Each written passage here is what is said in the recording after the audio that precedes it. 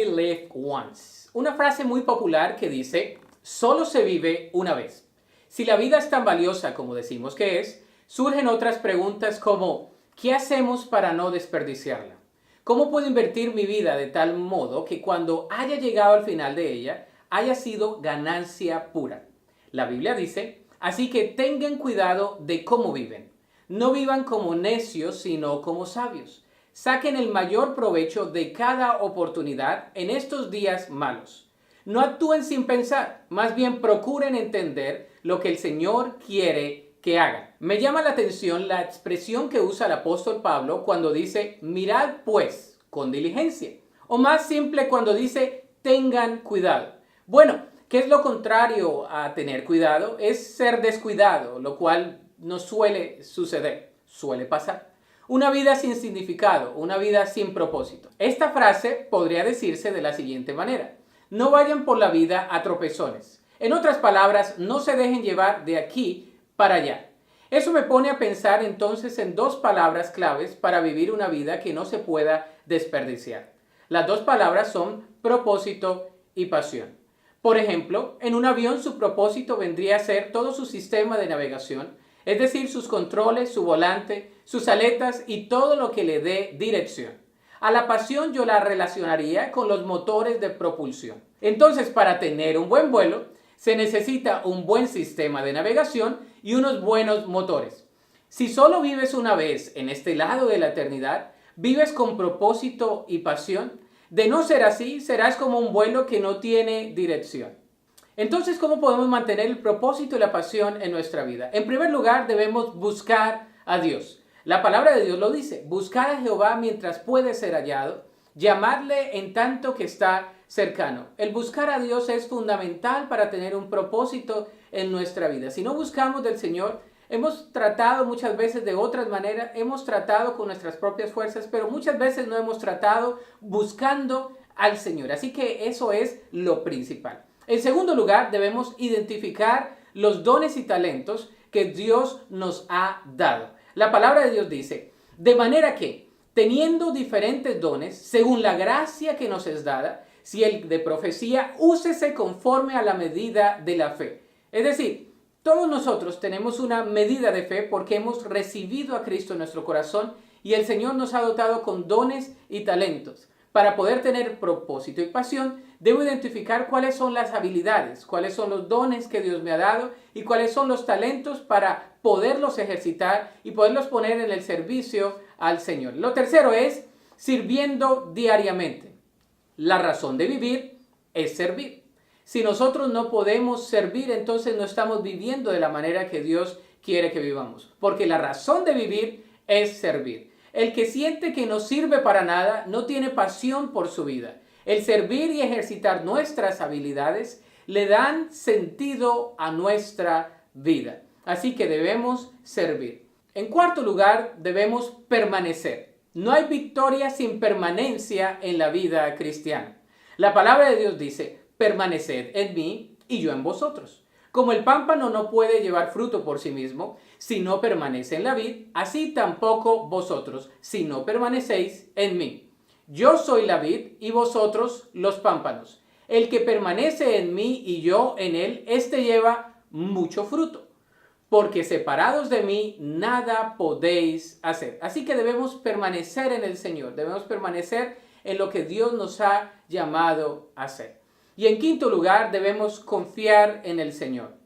La palabra de Dios dice, encomienda a Jehová tu camino y confía en Él y Él hará. Así que debemos confiar en el Señor, porque Él es quien nos da las fuerzas a cada uno de nosotros. You only live once. Solo se vive una vez. No dejes que tu propósito y tu pasión sean minados. No dejes que las cargas de la vida y las preocupaciones te distraigan del propósito que Dios te ha dado. Recupera tu pasión y tu propósito, buscando al Señor, porque Él puede ser hallado.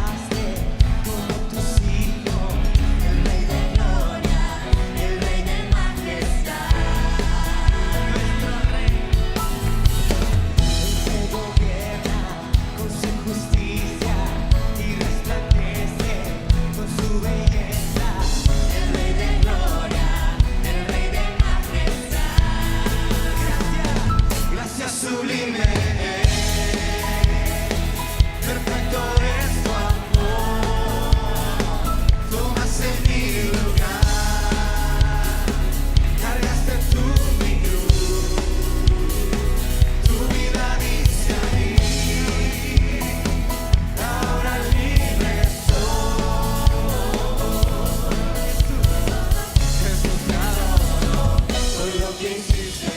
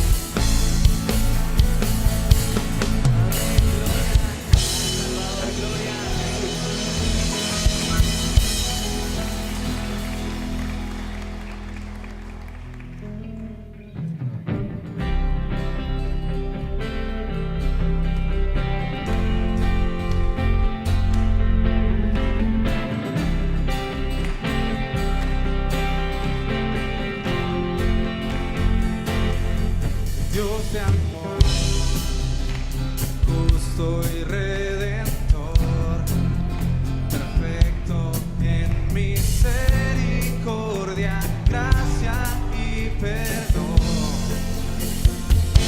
Me viste a mí, siendo un pecador, con ojos de amor y compasión, llegaste a mí.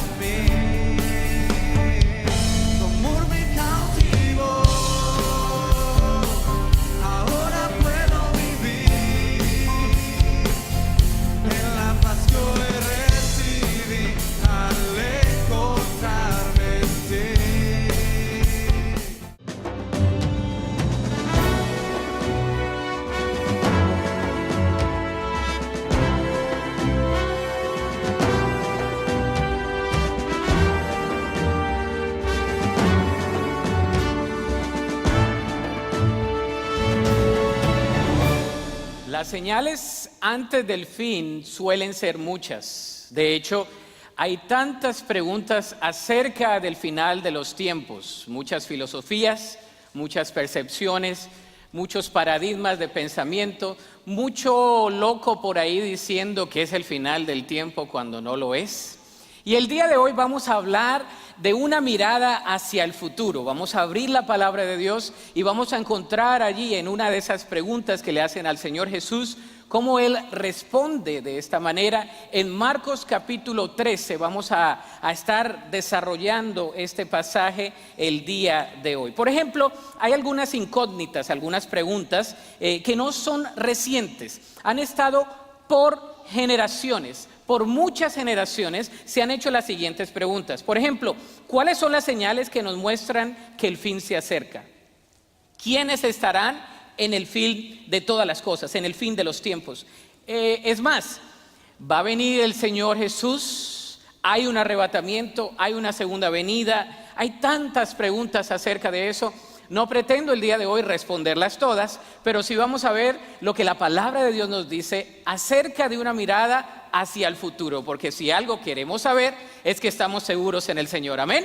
Así que abra su Biblia, vamos a alimentarnos de la palabra de Dios para leer de esto. Pero dentro de esas preguntas que le hacen al Señor Jesús se encuentran preguntas acerca del fin. Es así como el Señor Jesús nos enseña un poco acerca del final de los tiempos. Y el pasaje que vamos a leer hoy es el pasaje conocido como el sermón o el mensaje en el Monte de los Olivos. Usted lo puede encontrar también en Mateo capítulo 24, 25, en Lucas capítulo 21, pero el día de hoy nos vamos a estar dando referencia en específico a Marcos capítulo 13. Este es uno de los pasajes más difíciles para interpretar en las Escrituras.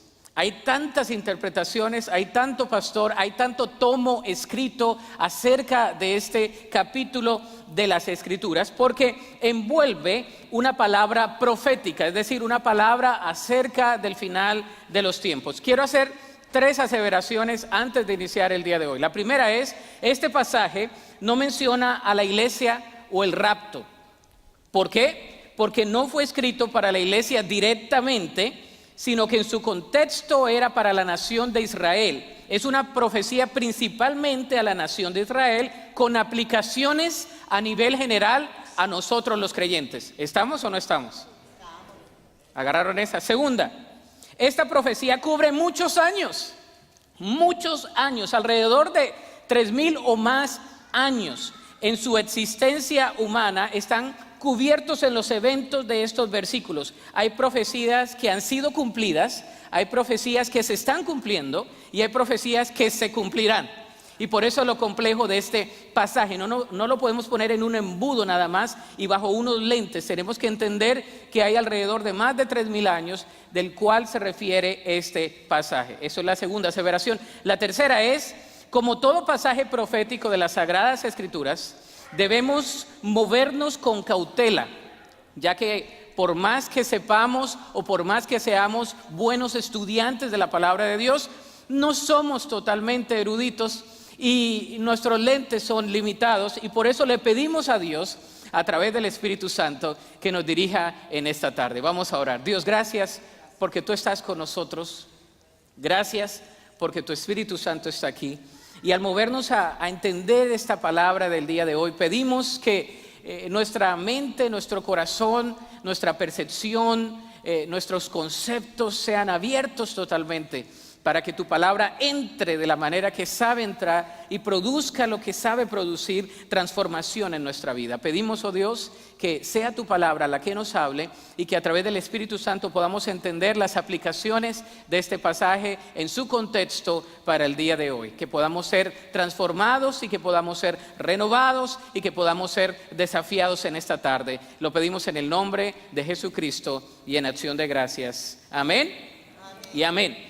De todo lo que podemos aprender, hay algunos principios transferibles para poder estudiar este pasaje de las Escrituras en este tiempo. Y el primero de ellos es la verdadera grandeza en el fin. ¿Cuál es la verdadera grandeza en el final de todos los tiempos? ¿Qué es lo más grande? ¿Qué es lo que va a pasar? Vamos a darle lectura del versículo 1 al versículo 5. Vamos a leer todo el pasaje el día de hoy. La verdadera grandeza en el fin. Cuando Jesús salía del templo, ese día, uno de los discípulos le dijo: Maestro, mira estos magníficos edificios, observa las impresionantes piedras en los muros. Jesús respondió: Sí, mira estos grandes edificios, pero serán demolidos por completo. No quedará ni una sola piedra sobre otra. Más tarde, Jesús se sentó en el Monte de los Olivos, al otro lado del valle del templo. Pedro, Santiago, Juan y Andrés se le acercaron en privado y le preguntaron: Dinos, ¿cuándo sucederá esto? ¿Qué señal nos indicará que estas cosas están por cumplirse? Jesús contestó: No dejen que nadie los engañe, porque muchos vendrán en mi nombre y afirmarán: Yo soy el Mesías. Engañarán a muchos. Dios bendiga su palabra. Amén. El Señor Jesús está abandonando el templo donde había sido cuestionado, había respondido a estas incógnitas de los fariseos, ¿se acuerda? De los escribas, de los herodianos, de los religiosos. Y en estos momentos está saliendo del templo y los discípulos le hacen una pregunta en referencia a su atención otra vez en el templo de Jerusalén. Este templo era considerado como una de las maravillas más grandes del imperio romano en el mundo antiguo. El templo original fue construido por Salomón. Era grandioso, tomó como 7 años su construcción y se estima que el costo fue de millones de dólares. Pero ese templo fue destruido por Nabucodonosor y los babilonios en el año alrededor de 600 antes de Cristo. Después de que los judíos regresaron, al transcurrir más o menos de 70 años, construyeron un segundo templo. Este templo le sirvió a los judíos por 500 años. ¿Se imagina un templo 500 años? Este edificio no tiene los 60 años que tiene la iglesia, fue construido en los 70s y todavía usted ve y dice no es tan moderno, pero tiene sus añitos. ¿Se imagina 500 años? En el Nuevo Testamento, cuando vemos que se habla del templo en Jerusalén, cuando el rey Herodes asumió el trono en Israel, queriendo ganar favor con ellos, les ofreció reconstruirlo y ellos aceptaron. Es así como en el año más o menos 18, ahí este trabajo comenzó, antes de Cristo. Para el tiempo de Jesús este templo ya tenía como 46 años. Y usted dice, ay pastor, ¿por qué me está diciendo tantos números? Porque hace sentido. Estaban trabajando en este templo y era grandioso. Un trabajo que tardó como 20 años construirse. Un edificio hermoso. ¿Ha estado usted en edificios hermosos? Déjenme le describo este edificio como era. Las piedras de este edificio tenían alrededor de 40 pies de largo, 18 pies de alto y 15 de ancho. Eran cortados a mano, piedras blancas parecidas al mármol. Y dice los comentaristas que no se podía meter ni siquiera una hoja de papel en el medio porque no se veía. Era tan fino lo que se hacía que parecía todo lleno de una sola piedra hermosa. Estaban bien puestas, no cabía ni siquiera una hoja de papel. Las puertas, paredes, pisos tenían oro puro. ¿Se imagina? Gold. Wow. Entrando al templo y en vez de ver la alabanza usted miraba al piso, las paredes, las puertas, lleno de oro. Se lo describo de esa manera. Cuando el sol, habían piedras preciosas. ¿Se acuerda? Que las familias prominentes que tenían dinero, una de sus prominencias era poner una piedra preciosa en el templo. Era decir, yo llevo esta piedra porque esta es la familia, no voy a poner el apellido porque van a decir ese prefiere a esa familia, no. La familia X ponía ahí entonces esa piedra preciosa. Piedras preciosas, diseños exclusivos. Es más, cuando el sol daba hacia el templo, se veía reluciente porque su oro salía así, la grandeza. Se podía ver de día y de noche. Era un espectáculo total. No hay ni siquiera un edificio que ahora esté todavía en función que se asimile un poco a lo que era la majestuosidad, la excentricidad del templo en Jerusalén. ¿Quiénes quisieran ir a ese templo? Uno que otro quería hasta llevarse el oro de adentro también. Así que en el año 70 después de Cristo, cuando el general romano Tito, este tremendo Tito, y su ejército conquistaron la ciudad, Tito le pidió a sus hombres que conservaran el templo, pero este cayó en fuego, así que ordenó que tanto el templo como toda la ciudad fuera completamente destruida. Los romanos desmantelaron todo el templo y se llevaron el oro del templo y no quedó ni siquiera una piedra sobre la otra piedra de lo que dijo Jesús. No quedará piedra sobre piedra de este templo.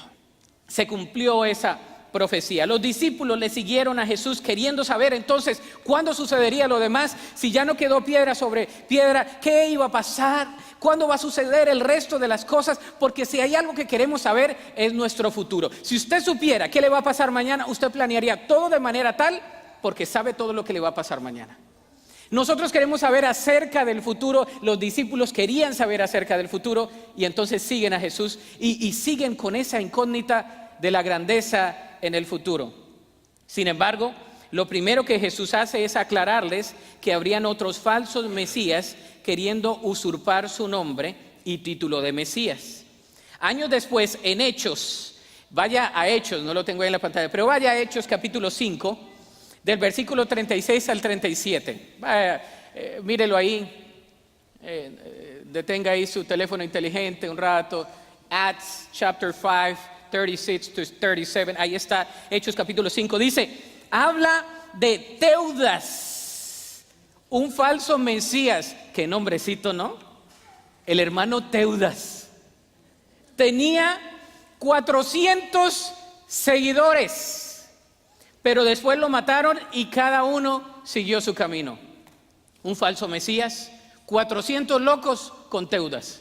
Eran de la iglesia de Teudas. Se congregaban con Teudas. Lo terminaron matando y los demás se dispersaron. Después nos habla de otro tremendo llamado Judas de Galilea, quien logró que la gente lo siguiera, pero también lo mataron y la gente fue dispersada.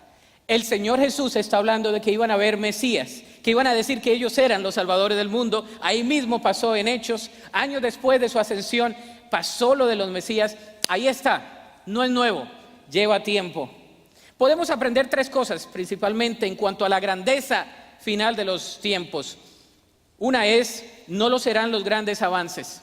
Hay algunas personas que dicen que por los grandes avances ya estamos cerca del fin.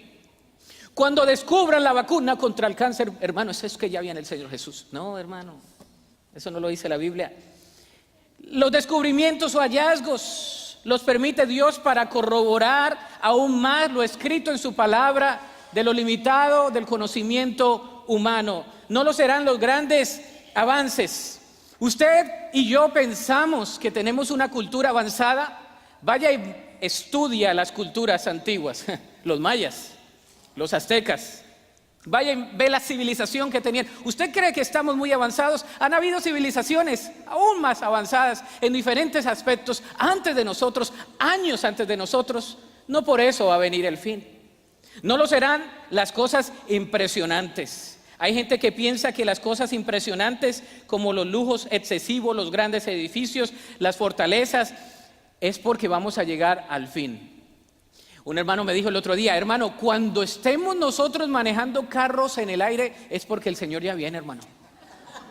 No, hermano, tampoco, no piense eso. Eso no lo dice la Biblia. Han existido cosas impresionantes en las civilizaciones antiguas que aún nos quedamos asombrados. Y usted dice, cuando mira esas cosas, usted dice, ¿cómo se les ocurrió? Tenían civilización, tenían avance, eran personas de avanzada, no como nosotros, pero eran en otros tiempos. Lo tercero, no lo serán los engañadores. Jesús advirtió acerca de los falsos maestros y profetas. Le acabo de mostrar dos que pasaron después de su ascensión, que estaban en los tiempos aún cuando estaban los discípulos pregonando la palabra de Dios. Aún en nuestros días hay muchos así. Entonces, ¿qué otras señales habrán? Segundo, las señales verdaderas. Las señales verdaderas. Y vamos a darle de lectura a la palabra de Dios. Lo que dice la Escritura, dice: y ustedes oirán de guerras y amenazas de guerras, pero no se dejen llevar por el ¿qué? Por el pánico. Dice, es verdad, esas cosas deben suceder, pero el fin no vendrá inmediatamente después. Una nación entrará en guerra contra otra y un reino con otro reino. Habrá terremotos en muchas partes del mundo y también hambres, pero eso es solo el comienzo de los dolores del parto. Luego vendrán más. Versículo 9, cuando esas cosas comiencen a suceder, tengan cuidado. Los entregarán a los tribunales y los golpearán en las sinagogas. Dice, serán sometidos a juicio entre los gobernantes y reyes por ser mis seguidores, pero esa será una oportunidad para que ustedes les hablen de mí. ¿A quién les está hablando? Ahí a los judíos en esos momentos. Dice, cuando los arresten y los sometan a juicio, no se preocupen de antemano por lo que van a decir, solo hablen lo que Dios les diga en ese momento, porque no serán ustedes los que hablan, sino ¿quién? El Espíritu Santo. Un hermano traicionará a muerte a su hermano, no es nuevo, Caín y Abel, ya pasó. Un padre traicionará a su propio hijo, se ve todos los días, y los hijos se rebelarán contra los padres todos los días y harán que los maten. Todos los odiarán a ustedes por ser mis seguidores. contextualizado en ese momento a los que tenía al frente, pero el que se mantenga firme hasta el fin será salvo. Llegará el día cuando verán el objeto sacrilegio de causa de profanación de pie en un lugar donde él no puede estar. Lector, presta atención. Entonces los que estén en Judea huyan a las colinas. La persona que está en la azotea no baje a la casa para empacar. El que esté en el campo no regrese ni para buscar un abrigo. Qué terribles serán esos días para las mujeres embarazadas y para las madres que amamantan. Y oren para que la huida no sea en el invierno, pues habrá que más angustia en esos días que en cualquier otro momento desde que Dios creó el mundo, y jamás habrá una angustia tan grande. De hecho, a menos que el Señor acorte el tiempo de calamidad, ni una persona sobrevivirá. Por el bien de los elegidos, Él ha acortado esos días. Entonces, si alguien les dice, miren, aquí está el Mesías, o allá está, no lo crean. Pues se levantarán falsos mesías y falsos profetas y realizarán señales y milagros. ¿Para qué? Para engañar, de ser posible, ¿a quiénes? A los elegidos de Dios.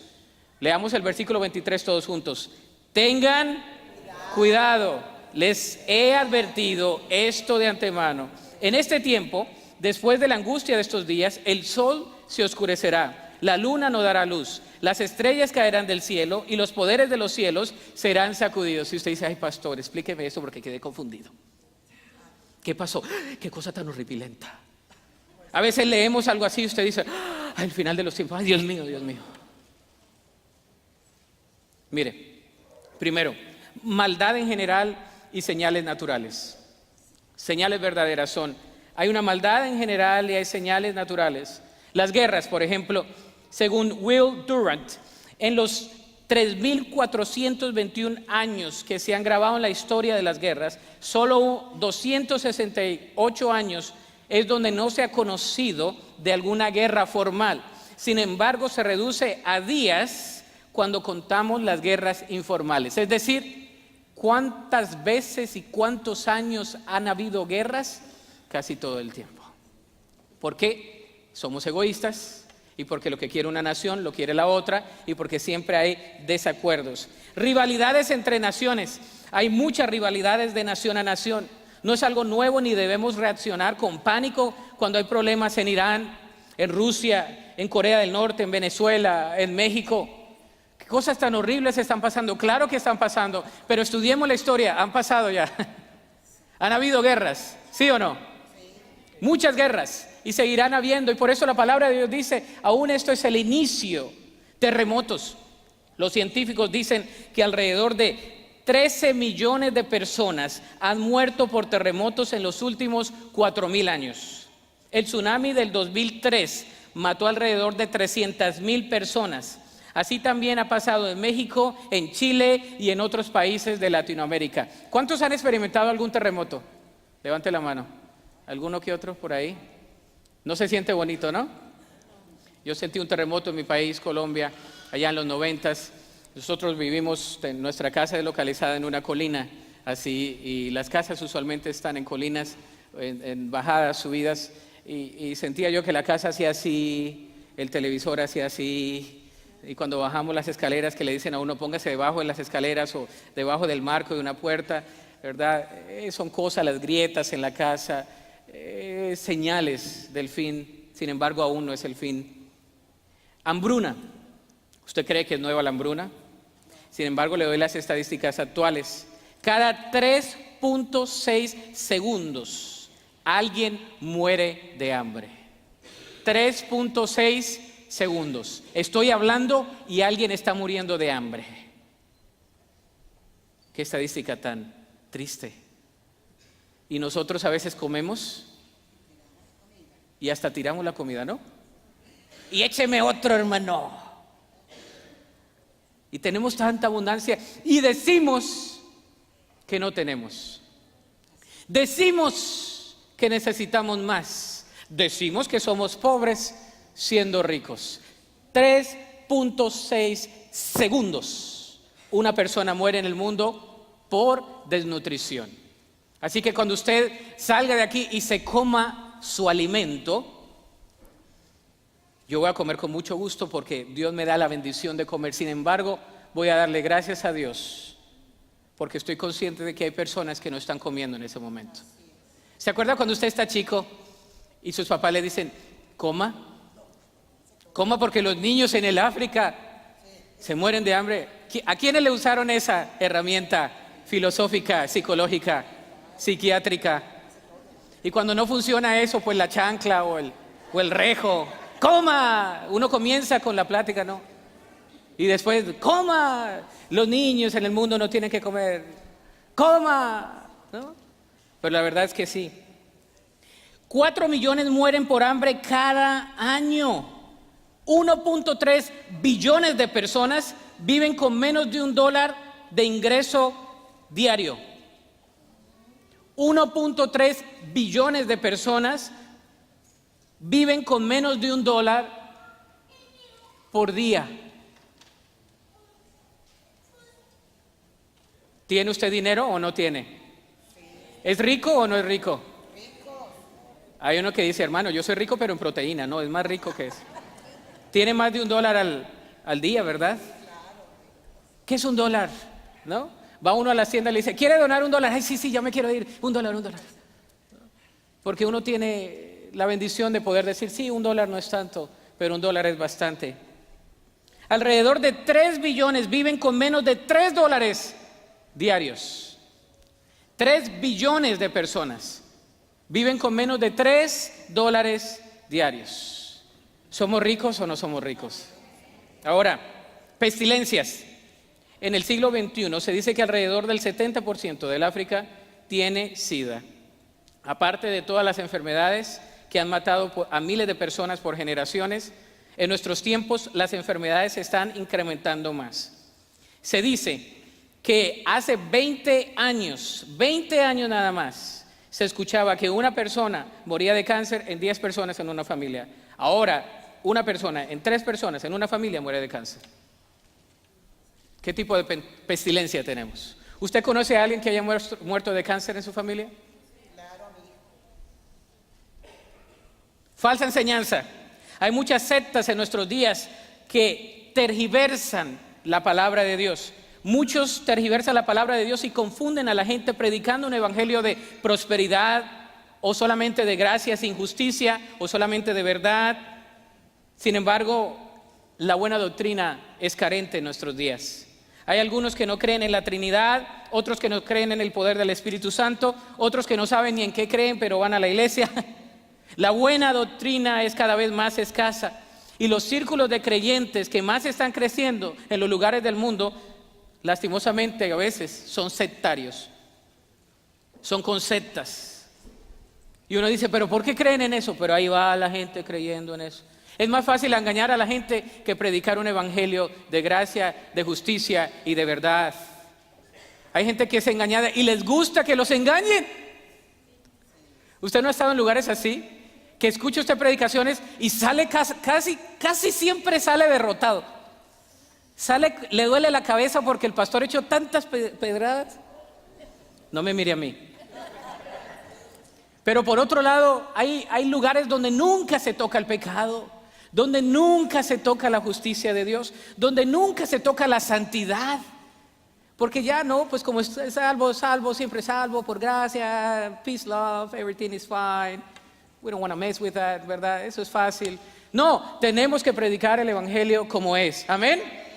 Y a veces nos va a caer aquí en la cabeza y nos va a doler aquí en el corazón. Si le tocó la cabeza, no me preocupa que le toque el corazón, porque ahí es donde nos debe llegar la palabra de Dios. Y él dice que estos son apenas los principios de dolores de parto. Jesús no desea que sus discípulos estén especulando acerca del fin de los tiempos. Sin embargo, desde ese momento les deja en claro que regresará de nuevo. Y que esas son simplemente señales del fin que iban a experimentar. Y aquí estamos nosotros años después con las mismas señales.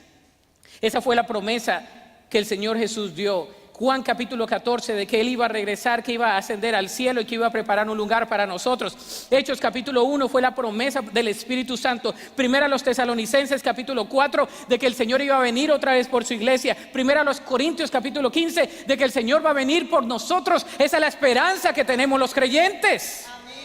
Una esperanza viva en el Señor, que Él viene por su iglesia. Pero ¿cuál es el propósito entonces? Número 3. El propósito en todos los tiempos. Versículo 10 dice, pues la buena noticia primero tiene que ser predicada ¿a dónde? A todas las naciones. Ahora, este es otro versículo que tiene tomos escritos, tomos e interpretaciones. Por su contexto el día de hoy vamos a hablar de la connotación de que el evangelio debe ser predicado en todas las etnias. Y que nosotros tenemos una tarea de predicar el evangelio a todas las etnias, a todos los pueblos, a todas las naciones. Mateo 24:14, otro versículo que se usa bastante, dice, y se predicará la buena noticia acerca del reino por todo el mundo, de manera de que todas las naciones lo oirán, y entonces vendrá el fin. Yo sé que escatológicamente esto habla de otros tiempos, sin embargo la connotación actual es, usted y yo debemos predicar ¿qué? El evangelio. ¿Quién va a compartir a los que no conocen? ¿Quiénes vamos a compartir a los que no conocen? Uy, no, hermanos. ¿Quiénes vamos a compartir a los que no conocen? Amén. ¿Por qué vamos a salir el jueves a compartir la palabra de Dios? ¿Por qué predicamos el evangelio? ¿Por qué tenemos diferentes cosas de alcance? ¿Por qué creemos en las misiones? ¿Por qué salimos a la comunidad? ¿Por qué creemos que las etnias las necesitamos ganar? ¿Por qué creemos que a los hindús, a los musulmanes, a todos que conozcan al Dios vivo y verdadero, a Jesucristo, a quien el Padre ha enviado? Pero ¿cómo los conocerán acerca del evangelio si nadie les predica? Dice el apóstol. Debemos predicar el evangelio. Habacuc 2:14 dice, así como las aguas llenan el mar, la tierra se llenará del conocimiento de la gloria de Dios. En todos los tiempos se debe predicar el evangelio de Cristo Jesús. Amén. La promesa del evangelio de Cristo Jesús, el propósito de todos los tiempos es glorificar a Jesús. El propósito de todos los tiempos, desde antes en el Antiguo Testamento, era pregonar al Mesías. Cuando vino el Mesías, vimos su gloria como la del unigénito Hijo del Padre, lleno de gracia y de verdad. A los suyos vino, los suyos no le recibieron. Él vino, ascendió a los cielos, nos dio una tarea para que nosotros como creyentes pregonemos la grandeza de su gloria en todos los tiempos. Pregonar, predicar, proclamar la buena noticia del evangelio, que Cristo vino para nosotros, para que tuviésemos vida eterna.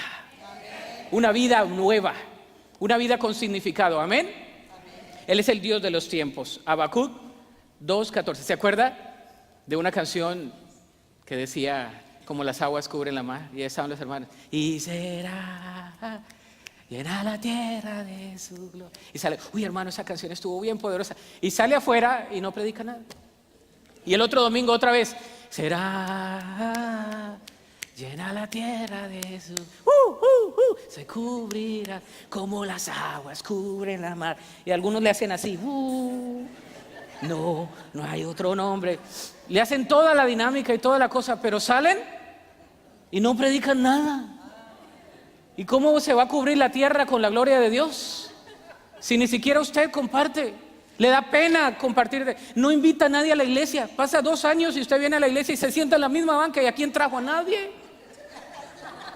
Porque no quiere que le quiten la banca. ¿Sabe? Un día fui a predicar. ¿Sabe que predico en diferentes lugares? Y un día me invitaron a predicar. Un paréntesis.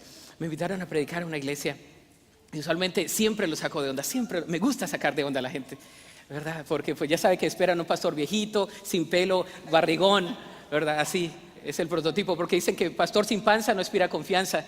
Pero pues ya entonces, hermano, ese dicho no aplica conmigo. Sin embargo, un día llegué, me hago atrás en una iglesia, llegué temprano, como usualmente lo suelo hacer cuando me invitan a predicar. Cuando no me conocen, me gusta llegar temprano y me hago atrás. Y llega un hermano que llega también temprano y entonces me dice, ¿se puede mover de ahí? Y le digo yo, ok, es que vengo por primera vez. Me dice, es que ahí yo me siento. Ah, ok. Y le digo, ¿cuántos años llevo sentándome ahí? Le digo, sí, coménteme, ¿cuántos años lleva? Me dice, llevo 25 años sentado en la misma banca. Le digo, wow, eso es loable. Eso me habla de su perseverancia, de su fidelidad y su lealtad a la banca.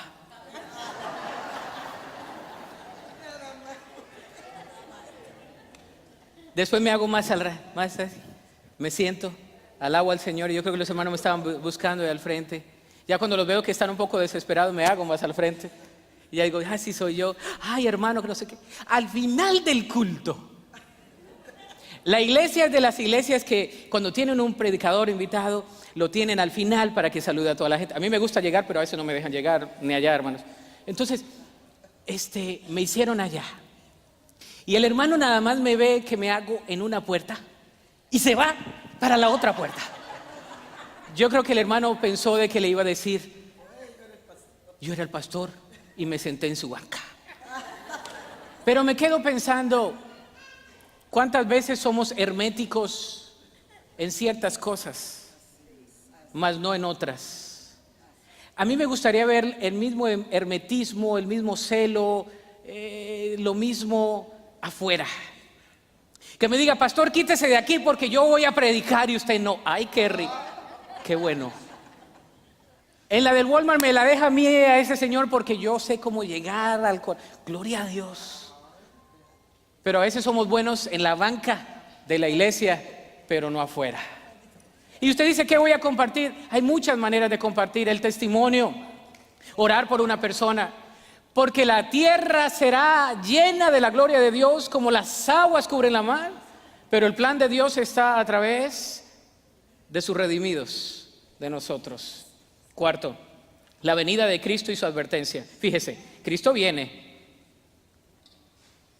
¿Se acuerda la canción esa de Cristo viene? ¿Quién era la que cantaba ese? Que era así como aterrorizante. Cristo viene y su pueblo se llevó. No hay salida, no hay remedio. Es la gran tribulación. No sabía si lo asustaba a uno más la canción o el que cantaba. Aquí viene, mire. Entonces todos verán al Hijo del Hombre venir en las nubes con gran poder y gloria. Y Él enviará a sus ángeles para que reúnan a los elegidos de todas las partes del mundo, desde los extremos más lejanos de la tierra y del cielo. Ahora, aprendan una lección de la higuera. Cuando las ramas echan brotes y comienzan a salir las hojas, ustedes saben que el verano se acerca. De la misma manera, cuando vean que suceden todas estas cosas, sabrán que su regreso está muy cerca a las puertas. Les digo la verdad, no pasará esta generación hasta que todas estas cosas sucedan. El cielo y la tierra pasarán, pero mis palabras no desaparecerán jamás. Sin embargo, nadie sabe el día ni la hora en que sucederán estas cosas, ni siquiera los ángeles en el cielo, ni el propio Hijo. Solo el Padre lo sabe. Y ya que ustedes tampoco saben cuándo llegará ese tiempo, manténganse en guardia. Estén alerta. La venida del Hijo del Hombre puede ilustrarse mediante la historia de un hombre que tenía que emprender un largo viaje. Cuando salió de la casa dio instrucciones a cada uno de sus esclavos sobre el trabajo que debía hacer, y él le dijo al portero que esperara su regreso. Ustedes también deben estar alerta, pues no saben cuándo regresará el amo de la casa, si en la tarde, a la medianoche, durante la madrugada o al amanecer. Que no los encuentre, ¿qué? Dormidos, cuando llegue sin previo aviso. Les digo a ustedes lo que digo a todos: manténganse despiertos esperándolo a Él. Algunas cosas de la venida de Cristo. Lo primero es, la venida de Cristo es inminente. Cristo va a venir. Amén. Él va a venir por su iglesia. No hay duda de que Cristo vendrá otra vez. Su venida nadie la podrá aplazar ni evitar, ni siquiera predecir, porque nada más el Padre lo sabe, dice la Escritura. Segundo, la palabra de Dios es eterna. Dice, el cielo y la tierra pasarán, pero la palabra de Dios siempre permanecerá. Y por eso nos aferramos a la palabra de Dios. Si usted y yo conocemos la palabra de Dios, esa palabra es eterna. Esa palabra va a perdurar eternamente. Esa palabra va a pasar los tiempos. Y si hay promesas en la palabra de Dios, ellas se van a cumplir. El cielo y la tierra pasarán, pero la palabra de Dios nunca pasará. Los hijos de Dios debemos estar listos para su venida. Y la pregunta el día de hoy es, ¿estás listo o lista para que el Señor venga? ¿Sí? Es como que alguien lo está esperando a usted y usted tiene que estar alerta a la llegada. ¿Sabe? Cuando mi familia tiene algo en Colombia muy interesante, cuando tenemos tiempo sin ir, ellos van al aeropuerto a esperarnos. Nos bajamos del avión y estamos esperando las maletas en la misma banda de siempre, que no la han cambiado en años. Y afuera puedo ver a la familia que por un tiempo nos dice, uy, pero ¿por qué lo están esperando a uno? Y están allá. Y le ponen a los niños así. El niño que no ve hace rato. Y el primo no sé qué.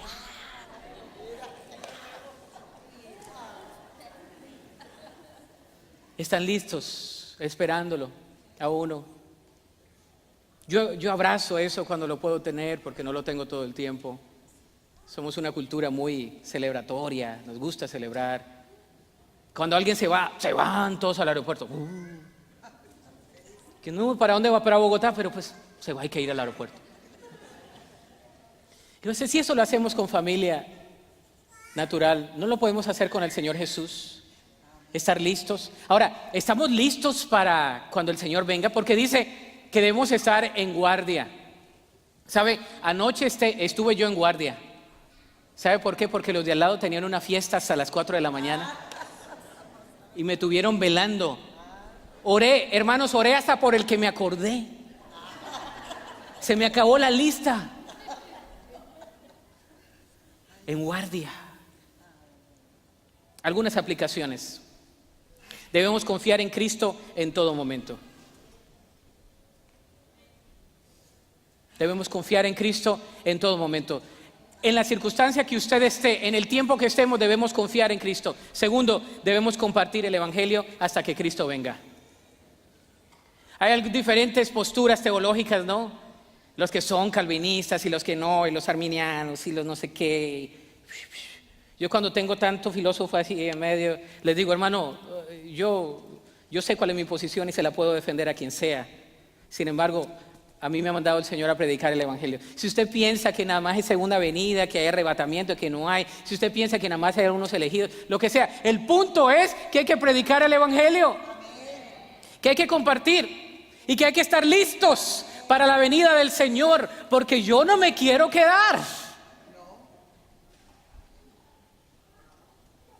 ¿Usted se quiere quedar? Pues a veces lo veo como con cara de que se quiere quedar.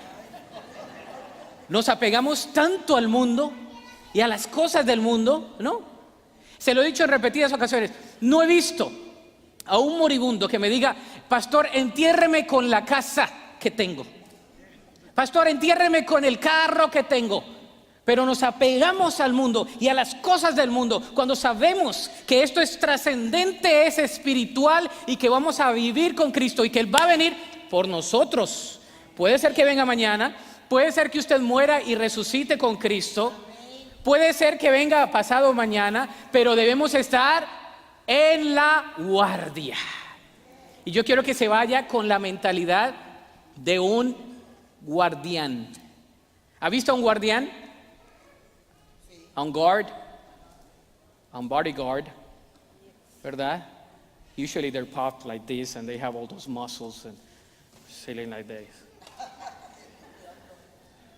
El cristiano debe estar en la guardia, compartiendo la palabra, trabajando, yendo en misiones, dando testimonio. Esa es la manera como nosotros estamos velando. Ten cuidado de la mala doctrina también. Debemos tener cuidado de la mala doctrina. Hay tanta mala doctrina. A mí me mandan cada rato un poco de cosas tan raras que uno dice, ¿y cómo la gente puede creer eso? A veces la gente cree la mentira más fácil que una verdad, ¿no? Si yo le digo a usted, hermano, haga esto y nada más, yo le pido que pacte $100 para que usted sea sano. Usted dice, uy, sí, los $100, aquí voy. ¿Dónde firmo, no? Y hay gente que es así, no, haga esto, haga. Y la gente, ay, ahí está.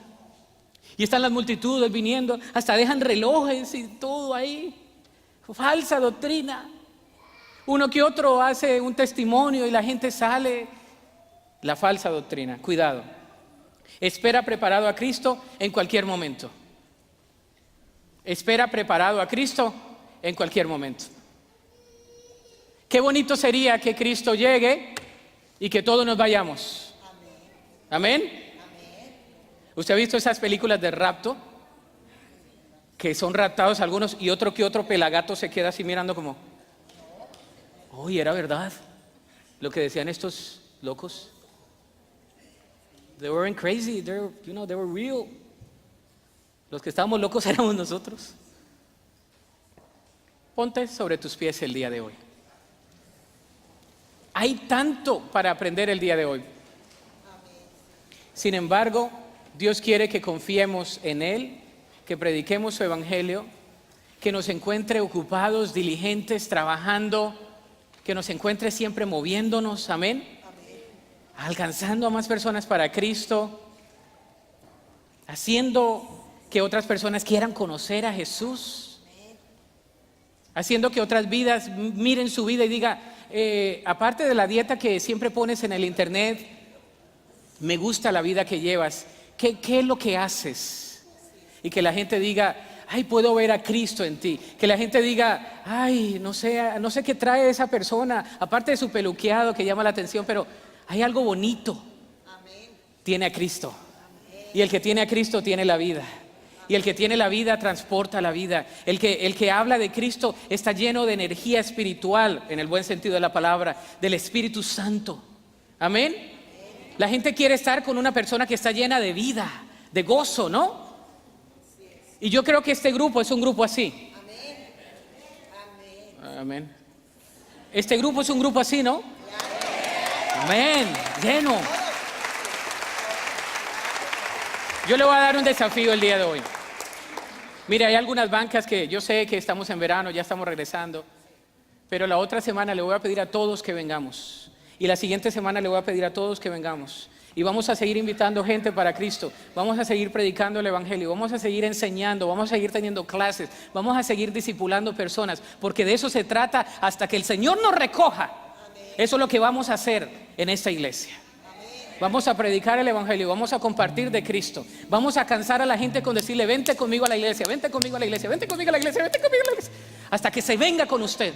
Hasta que se siente con usted. O invítelo a su casa, dele un café, una galleta, póngale algo, no sé, si no sabe, pues no sé, el minuto, algo póngale, no sé. Pero que la gente quiera ver a Cristo en usted, que se apasione por Cristo. Yo estoy apasionado por Cristo. Y yo le digo al Señor, el día que a mí se me quite el gozo de la salvación y el gozo de predicar el evangelio, yo pierdo mi razón de existir. Todos los creyentes debemos estar apasionados con Cristo. Hay pruebas, hay muchas. Hay enfermedades, muchas. Sin embargo, la victoria la tenemos en Cristo. Inclina tu rostro. Y mientras entonamos un cántico de adoración, vamos a dejarle al Señor las cargas. Vamos a dejarle al Señor las pruebas, las circunstancias difíciles, los obstáculos, los temores, las ansiedades, las situaciones que parecen que minan nuestra vida espiritual y que no nos permiten ver al Rey que está sentado en su trono, al único y santo Dios, al que vive y reina por los siglos de los siglos, aquel que transforma corazones y que sigue dando oportunidades y que sigue transformando familias. Ese mismo Dios, el mismo ayer, hoy y por siempre. La palabra nunca pasará. Los cielos y la tierra sí, pero la palabra de Dios y la palabra encarnada es Cristo Jesús. Y Jesús está aquí.